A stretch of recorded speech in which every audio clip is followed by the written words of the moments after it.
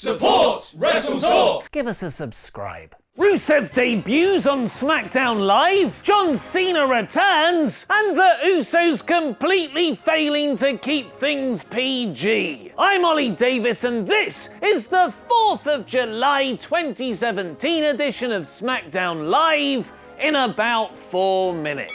John Cena's long-hyped big WWE return segment was a promo like most other John Cena promos. John Cena loves two things, America and WWE, so coming back to SmackDown on Independence Day was effectively his birthday. But his homecoming speech was ruined by Rusev's SmackDown Live debut, who proceeded to cut an anti-USA promo, making SmackDown not just the land of opportunity, but also the land of outdated foreign heel gimmicks. John suggested they have a flag match right there, but the fight was made for Battleground instead. Just a month ago, Rusev was reportedly planned to fight Randy Orton for the WWE Championship at Money in the Bank. Now he's losing to Cena in 3 weeks' time in a gimmick match. As United States Champion, Kevin Owens had beaten both AJ Styles and Chad Gable in recent weeks. Daniel Bryan put them in a match with an Independence Day Battle Royal spot at stake. The two worked a really smooth 7-minute match, with AJ helping Gable up afterwards in a show of respect. SmackDown might have completely dropped the ball on American Alpha, but they're booking Gable's steady progression very well. Carmella's Money in the Bank briefcase, Carmella-bration, was ruined by Daniel Bryan announcing James Ellsworth isn't just banned from the arena tonight, not just fined $10,000, but he's also suspended for 30 days for interfering in last week's Money in the Bank match. And if he somehow breaks back in, Carmella loses the briefcase. I wish I could get rid of my Money in the Bank briefcase, because in it there's a scandal that could ruin me.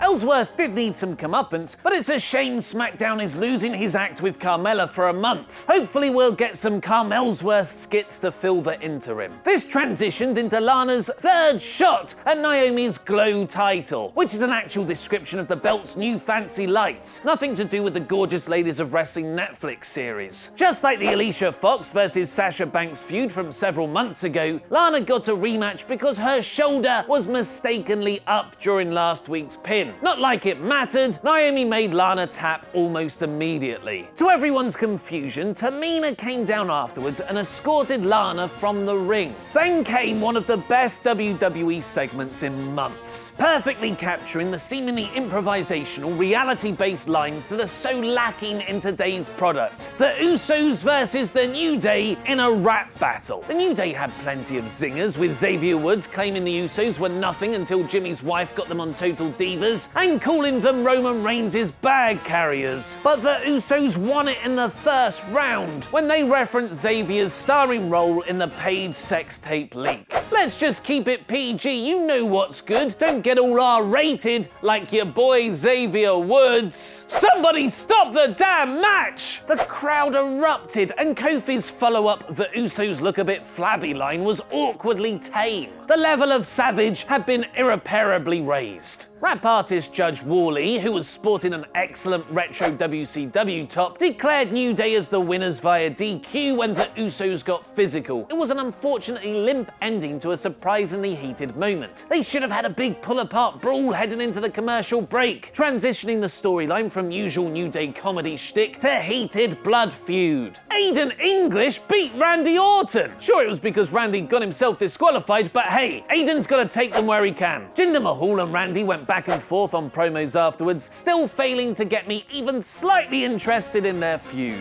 The night's main event was the "here's a bunch of your favourite wrestlers missing from SmackDown Battle Royal." We got to see Ty Dillinger go to the final 3, and that Luke Harper is still with the company. After a bunch of quick eliminations, including Mojo Rawley throwing his hype bro Zack Ryder over the top rope, yet another example of a tag team about to break up, it came down to Sami Zayn versus a man who'd already wrestled that night, AJ Styles. Just like PW Insider broke last week, AJ won, and he scuffled with Kevin Owens to close the show. So that was this week's SmackDown Live in about 4 minutes. Here's the usual ratings recap from top to bottom. Smackdown, Smacktastic, Smack bang in the middle, Ellsworthy, and Raw. I'll reveal my score very shortly, but first, vote in the poll above my head to give yours. I'll announce the results in tomorrow's WrestleTalk news. This was a very enjoyable episode of SmackDown with a fun main event, a great rap battle segment, and the steady build of Chad Gable. The John Cena and Rusev returns, though, were very weak. The WWE Championship feud remains a chore, and SmackDown's disposition for anti-American heels is becoming increasingly trite. This week's SmackDown for me, because I think a lot of people are going to give it a higher one, is smack bang in the middle. A SmackDown tag team are rumored to have requested their WWE release. And did Paige just show up at TNA? Click the videos to the left to learn more, press subscribe, and support WrestleTalk on Patreon. I've been Ollie Davis, and that